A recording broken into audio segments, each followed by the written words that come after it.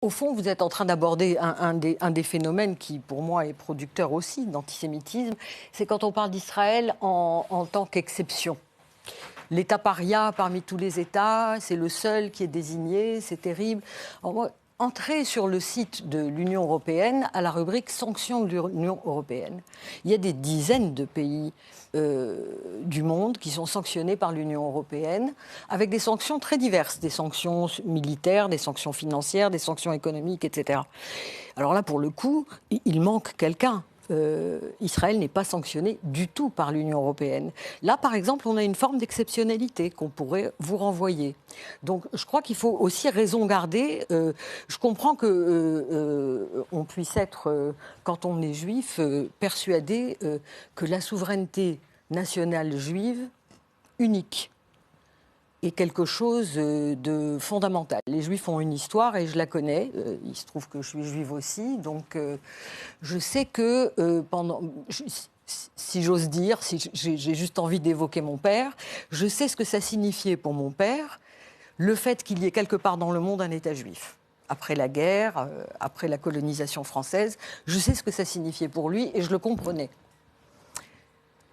Pour moi, cette compréhension-là, elle s'arrête au moment où, pour réaliser ce projet national, qui peut être légitime après tout, sur un État, sur un territoire vide d'habitants, on peut dire, là, voilà, c'est vide, ça appartient à personne, on va faire ce qu'on veut. C'est un choix.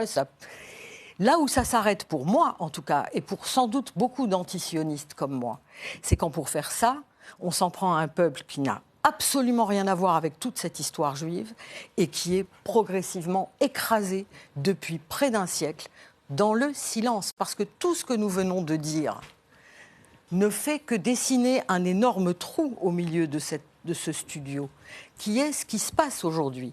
Comment expliquer qu'il y a 7000 prisonniers dans les prisons israéliennes, dont des enfants, qu'il y a des tortures pratiquées?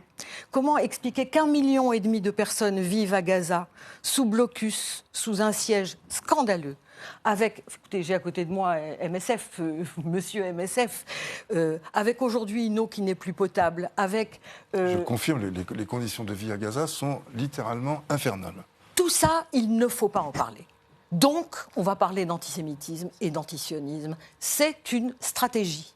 C'est une stratégie et nous en avons toutes les preuves, vous et moi. Quand je dis nous, c'est pas nous les militants. C'est qui veut lire et qui veut le savoir, le sait.